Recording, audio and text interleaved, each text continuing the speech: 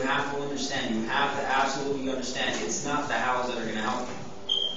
And the reason I say that is because when I started my whole transformation and trying to transform my body, not only my body, but my mental self, and you'll understand when I tell you my story about why I had to do it.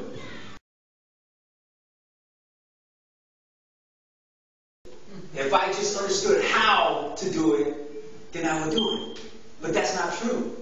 Because if you don't have a big enough reason why, then you won't do it. You see what I'm saying? So, the biggest thing to remember, like I said, is if you have a big enough why, it can carry you through any of these steps. So it's not really the steps themselves, but it's going to be your mentality. It's not the ideas that I share with you today that are going to really, truly make that difference. It's going to be your philosophy. It's going to be the way that you think about things, the way that you consider things in life. So you kind of really have to have this paradigm shift. And what a paradigm shift is like the way that you think about something, it has to change. And one of the biggest things that I tell people all the time, I say, you know, when you have a big enough why, it's just so crazy because you can literally move mountains of stress and move mountains of all this stuff if you just have a big enough reason. So with that being said, we understand that the biggest thing that you need is a big enough reason why. Can we all agree about that? Yes. Right? Okay. So it can rewire your brain, leaving you more vulnerable to what? Anxiety and depression. So let's consider that you have a stress response that's on most of the time from all the things getting you down and all your negative thoughts and all the things rushing through your head. So when you have that in essence, you're training to be a professional stressor. You are training your brain and your mind in that system that sparks off any little time there's a little bit of stress. You get that bill in the mail. You know, the kid needs something for school. You have expenses that you can't take care of. You have rent coming up. You have groceries. You know, you can't afford all these things. So anytime that you feel that stress, you have that, and when you do that long enough, you can rewire your brain to be a professional stressor. Many health problems are pretty much caused by this, and I'll list a couple of them. Pain of any kind.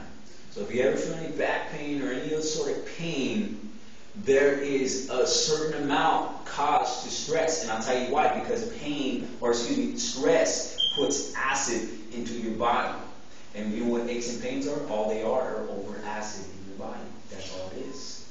Now, here's the interesting key. Your mind doesn't know the difference. Your mind absolutely does not know the difference. And this is a good one for panic attacks. But your mind does not know the difference between what is reality and what is not reality. And I'll give you a prime example. You ever wake up scared from a dream? You ever wake up crying? Or you ever wake up too happy from a dream? You know what I'm saying? Right? So you have these feelings inside you. When you wake up from a dream and your heart is racing, you're scared, you had a bad dream, you had something that was like sometimes you don't even remember, but you knew it was bad and your heart is racing. Basically what that means is, don't sweat the small shit, dude. You're going to be dead one day. Why are you worried about it? You'll be 6 feet underground. Right? Don't sweat it. You ever heard that saying? Don't sweat the small stuff. Man. Right? Don't sweat it.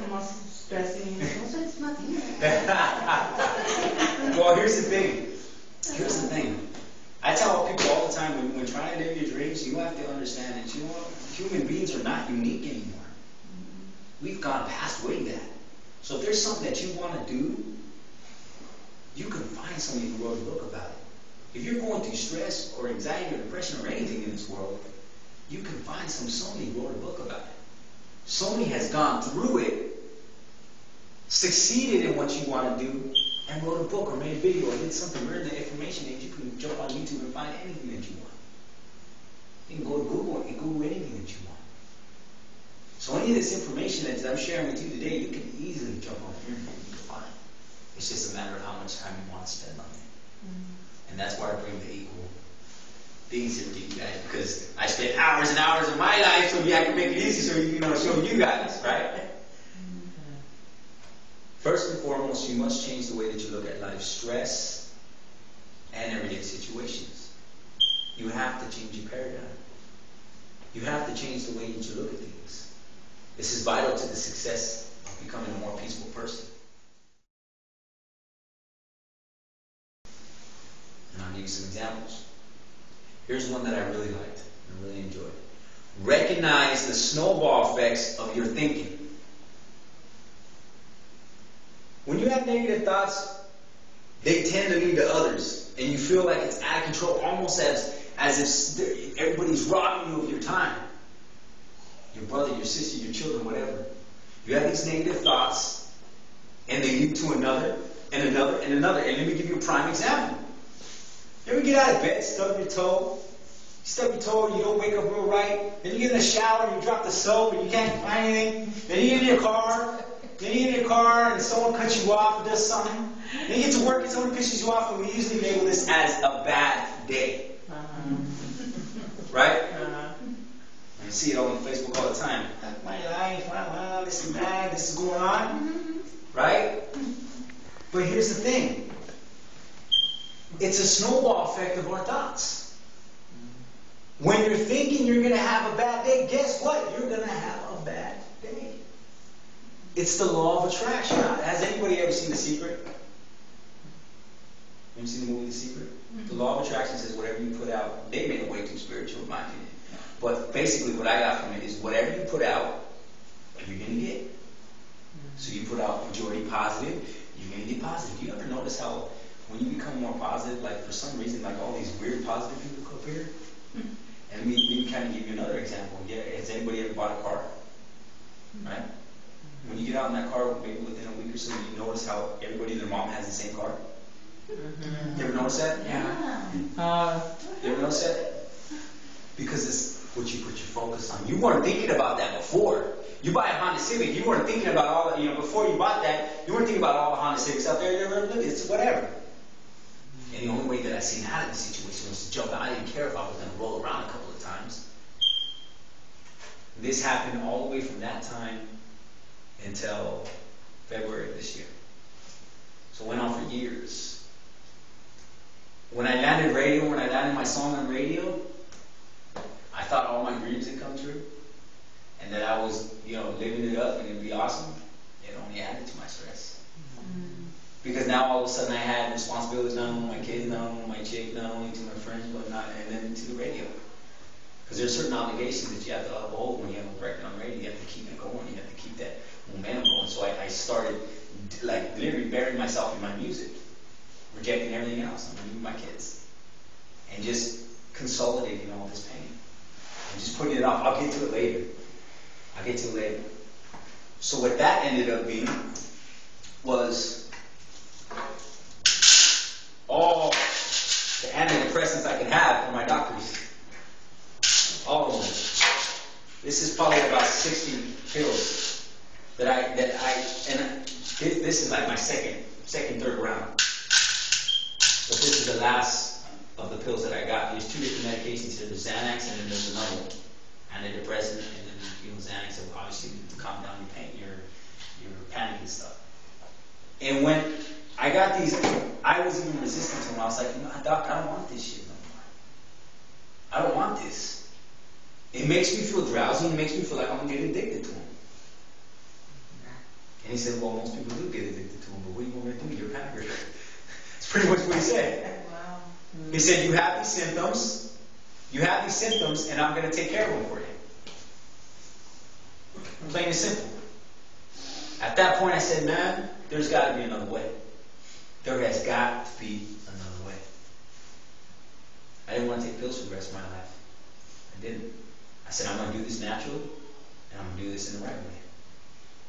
And so everything I'm teaching you today is what I learned. Everything I'm teaching you today, I'm showing you and telling you about today is exactly what I applied just from this February to now to being panic attack free. Most times it takes people years and years of doing this stuff. Most people can't come. If you figure, I've had panic attacks on and off since 2004 or 5. So you figure we're in 2011, that's a lot of years of happening. I remember being at work in Indiana a couple of times because I started having them over there about 6 years. So I started having them over there on and off. I didn't know what they were at the time. I didn't call them panic attacks. I called them, wait it out. Did not even know what was going on. But I remember pushing carts one time and being so scared that I felt like I was out of my body and I was falling through the floor and I was going straight to hell. It's like someone's trying to take my spirit out of my body. And I would pretend to have a sprained ankle because I would cry out and fear people would be like, what the hell? And I would pretend like I had an injury. So that's where stress can get you. It's not only the physical effects, but it's the mental as well. It rewired my brain. My name is Amanda, and I'm here at the Stress-Free Seminar. I learned that, a lot of the things he said made sense to me, and I could have related a lot of them to my life, like how I was stressed before, and like a lot of the methods he said, just to how it's don't stress the small stuff. It's kind of common sense, but it's kind of like he said.